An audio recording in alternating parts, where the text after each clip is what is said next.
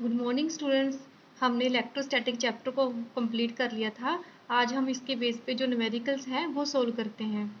ठीक है बच्चे, फर्स्ट न्यूमेरिकल हमारे पास है a proton and electron are placed 1.6 centimetre apart in free space. Find the magnitude of electrostatic force between them and what is the nature of force. ठीक है, numerical को solve करने से पहले हमने ये देखना है कि न्यूमेरिकल में गिवन क्या और हमने फाइंड क्या करना है।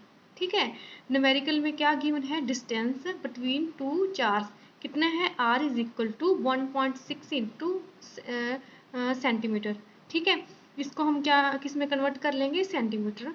हमें पता है 1 सेंटीमीटर किसके इज इक्वल टू होता है 1 × 10⁻² मीटर। और टू चार्ज का मतलब कि जो मैग्नीट्यूड है वो किसके इक्वल टू है 1.6 इंटू 10⁻⁻19 कूलम।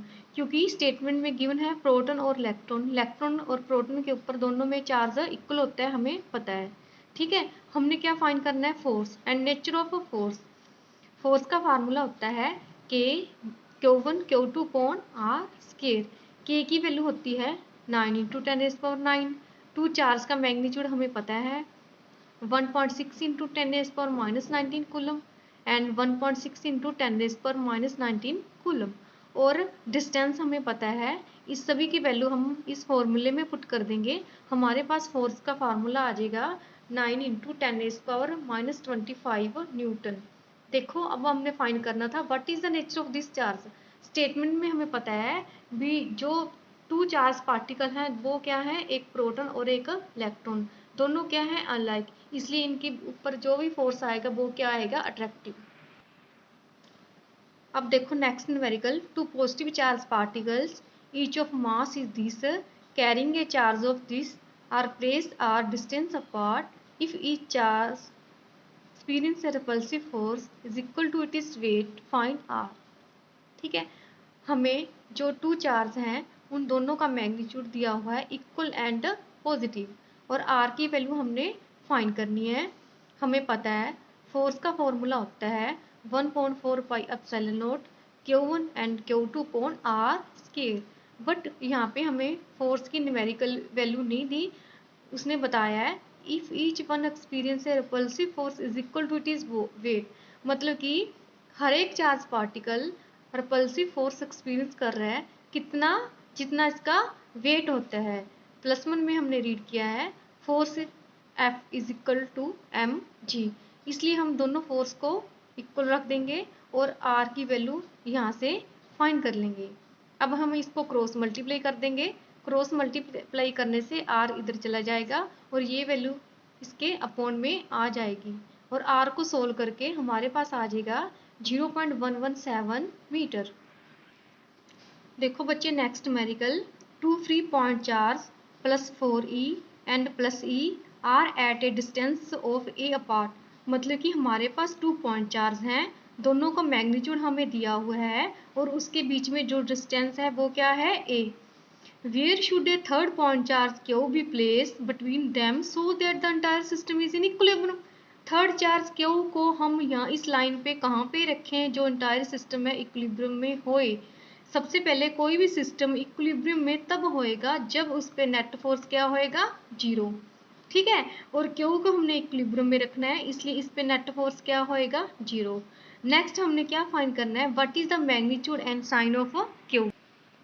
सबसे पहले हम क्या शो करेंगे, जो Q चार्ज है वो इक्विलिब्रियम में है, इसलिए जो +4e इसके ऊपर फोर्स लगाएगा और +e जो इसके ऊपर फोर्स लगाएगा, दोनों का मैग्नीट्यूड क्या होएगा, इक्वल।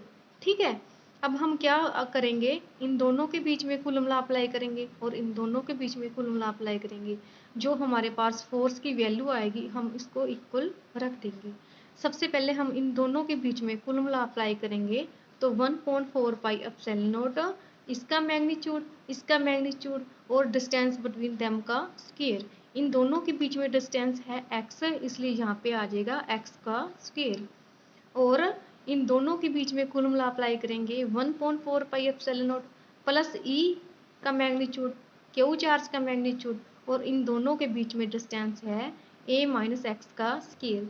देखो बच्चे, जो स्टेटमेंट में बोला था +4 ई, मतलब कि ए डिस्टेंस एन के बीच में, ठीक है, हमने क्या अज्यूम कर लिया, जो क्यू और +4 ई है, टू चार्ज के बीच में जो डिस्टेंस है हमने एक्स अज्यूम कर लिया, इसलिए क्यू और प्लस ई जो टू चार्ज हैं उसके बीच में डिस्टेंस रह जाएगा ए माइनस एक्स। ठीक है, अब देखो क्यू के साथ क्यू कैंसिल हो गया, ई के साथ ई कैंसिल हो गया, 4 पाई एप्सिलॉन नॉट कैंसिल हो गया, तो हमारे पास ये वाली वैल्यू आ गई। इस टर्म को हम ऐसे लिख सकते हैं, ठीक है बच्चे। और स्केयर के साथ स्केयर कैंसिल हो जाएगा, 2/x is equal to 1/a minus X आ जाएगा, इसको हम इधर क्रॉस मल्टीप्लाई कर देंगे ऐसे, ठीक है बच्चे। और इसको सोल्व करके हमारे पास आ जाएगा x is equal to 2a/3, मतलब कि x को का मीनिंग क्या है, चार्ज क्यू को हम कहाँ पे रखेंगे, 2a/3 डिस्टेंस पे, ताकि जो चार्ज क्यू है इक्विलिब्रियम में होए, पूरा होल सिस्टम इक्विलिब्रियम में होए। नेक्स्ट हमने क्या फाइंड करना है, what is the magnitude and sign of Q. Q का मैग्नीट्यूड फाइंड करने के लिए हम क्या करेंगे, शो करेंगे जो नेट फोर्स लग रहा है +4 ई चार्ज पे, उसको क्या करेंगे हम इक्विलिब्रियम में रखेंगे, मतलब कि उस पर नेट फोर्स कितना होएगा, 0। इसलिए सबसे पहले हम कूलम लॉ अप्लाई करेंगे +4 ई एंड क्यू के बीच में, और देन अप्लाई करेंगे +4 ई और ई के बीच में। हम क्या करेंगे, दोनों को ऐड कर देंगे, दोनों का सम किसके इक्वल होएगा, इक्विलिब्रियम। इक्विलिब्रियम का मीनिंग ही ये होता है कि जो उस पर नेट फोर्स लग रहा है वो किसके इक्वल होता है, 0 पे। अब देखो 4 के साथ 4 कैंसिल हो गया, ई के साथ ई कैंसिल हो गया, 4 पाई एप्सिलॉन नॉट कैंसिल हो गया, क्यू अपॉन एक्स स्क्वायर आ गया, और यहाँ पे इसको माइनस आ गया, ई अपॉन एक्स स्क्वायर ए स्क्वायर आ गया, सॉरी। और क्यू की वैल्यू हमारे पास ये वाली आ गई, इसको सोल्व करके -4e/9 ये हमने फाइंड करना था। What is the magnitude and sign of Q, मतलब कि ई क्यू का मैग्नीट्यूड कितना है और साइन कितना है ये वाला हमारे पास आ गया।